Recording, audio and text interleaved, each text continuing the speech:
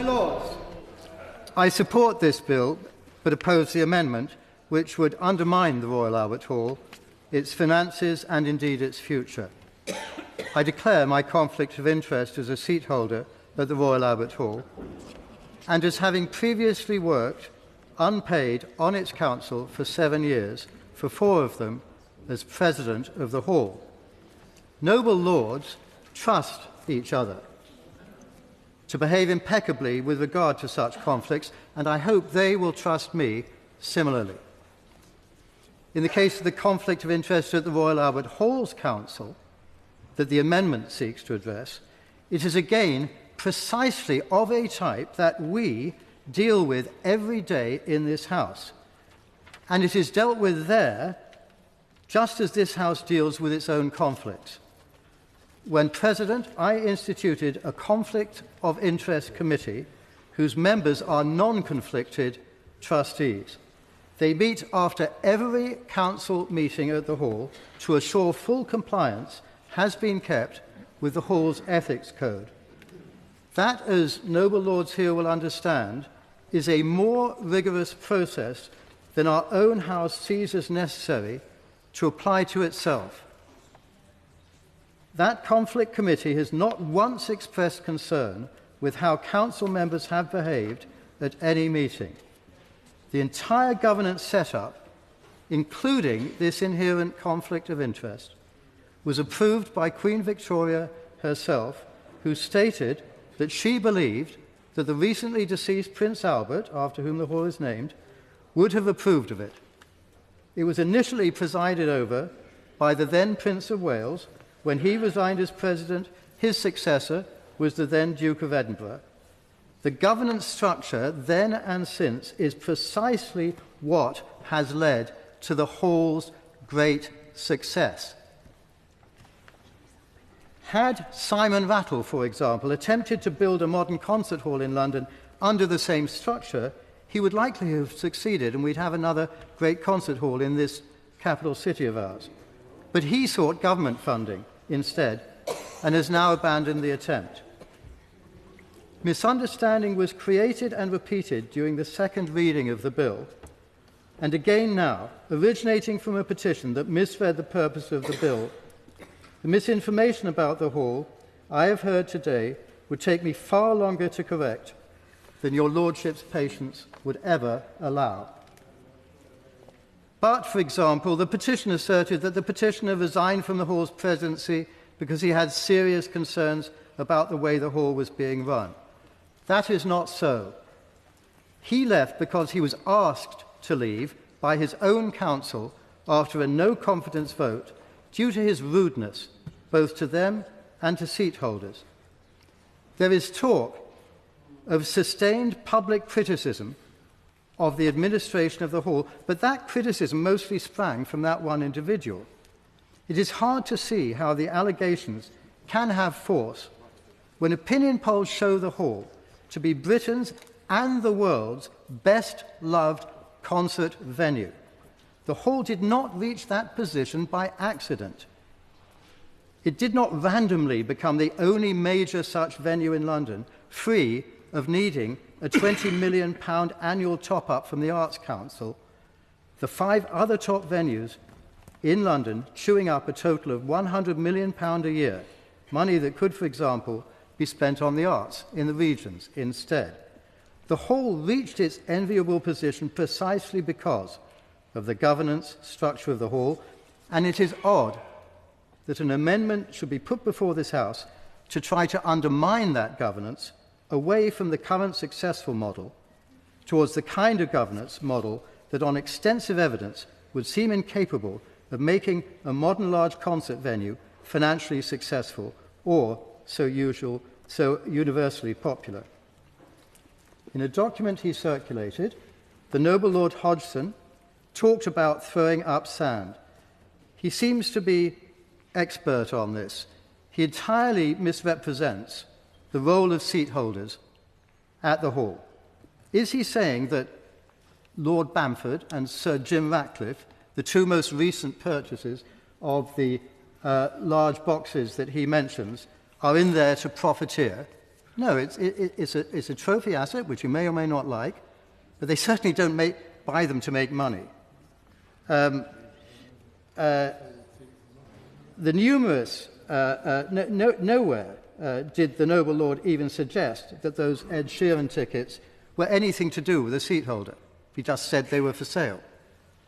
The numerous errors could have been corrected by the Hall had Lord Hodgson, the noble Lord Hodgson, noble lord, checked with them. The Hall asked the noble lord for a list of who the document had been sent to. Many of you will have received it, so that they could also send the other side of the argument.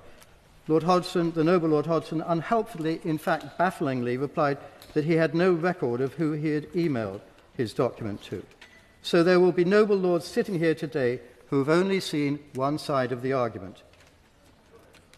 Noble lords given the other side of the argument could have had a different understanding. The noble Baroness Hale, in the Bill Committee, equally seems to have been uninterested in hearing both sides. She allowed...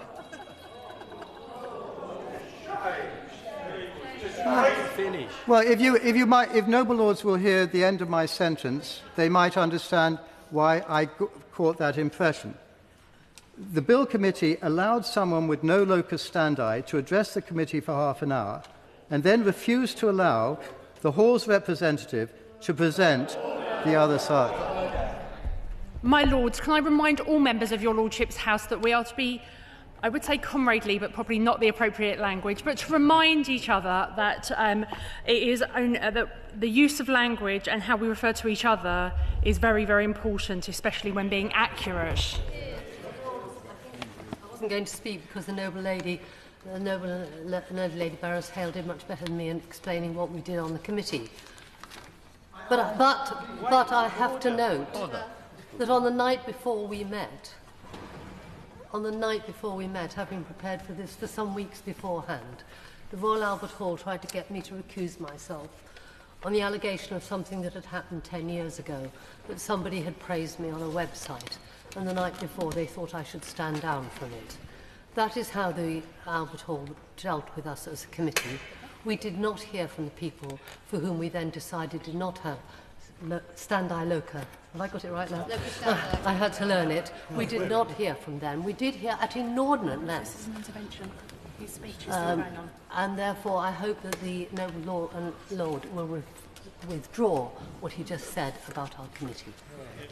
I express my regret to the noble Baroness for any inadvertent, inappropriate language. I do repeat that an individual who it was agreed had no locus standi was allowed to speak for half an hour before the Bill Committee, and then the Royal Albert Hall was refused permission to put its own side of the story. I'm really sorry, but I do not think we can allow that to be said. Maybe it would be better for the chair of the committee to say it, but I don't think an allegation like that is so inaccurate can be made.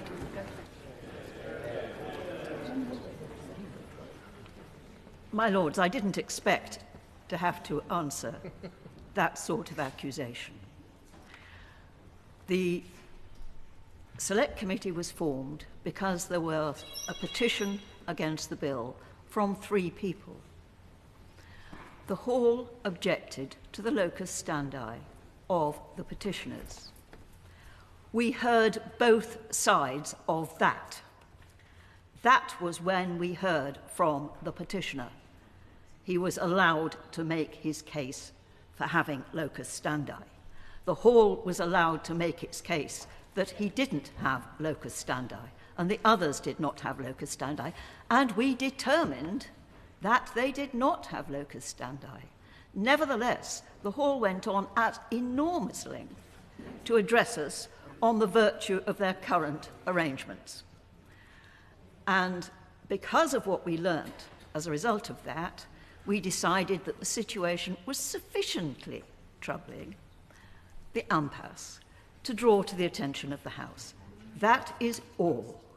We certainly heard both sides of the story, and I have to say, having spent decades of my life as a serving judge, whose job it is to hear both sides of the story, I have been particularly upset by the noble lord's accusation. Regret any upset that I may have caused the noble Baroness. Recollections may vary. I have not completed. As we have heard from the noble Baroness Stoll, the Charity Commission also wishes to hijack this bill. But the Charity Commission has the power to intervene directly if it believes there is a problem, and has declined to do so.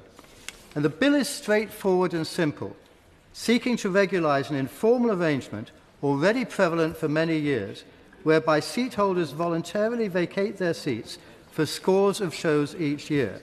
The Hall's executives, not as being alleged as seat holders, choose which shows they vacate. The charity benefits by millions of pounds a year from this and from other voluntary benefits ceded by seat holders.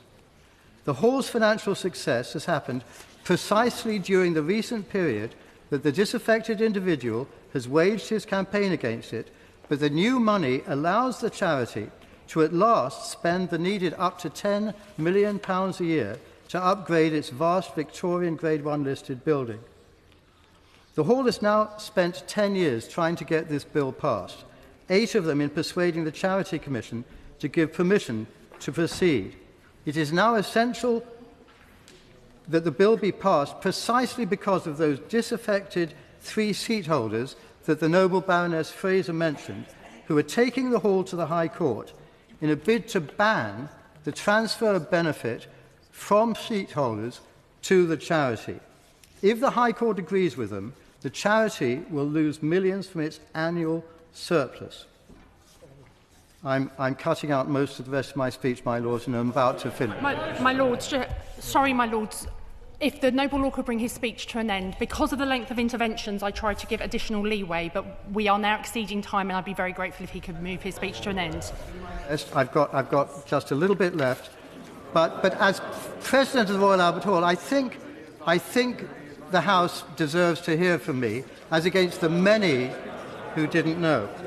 My lords, I and so many current seat holders have put our hearts over many years into making the Hall, the charity, a renowned success. It has been anguishing for all the Hall's members to watch misunderstanding and misinformation about the Hall and its governance gain currency in this noble House. I personally made an overall loss in income, not a profit, over the 30 years I've owned my seats. I made a profit for the very first time last year, partly because I spent so many evenings in this House, and I paid tax on it, of course. Many other seat holders are the same. I feel sad that seat holders and trustees are being so misrepresented and traduced. I beseech noble lords to reject this unworkable, impractical, misconceived, unreasonable, wrecking amendment, last sentence, and to pass the bill unamended. Unless that is done, the Royal Albert Hall could end up badly damaged, something that this House has it in its hands to prevent.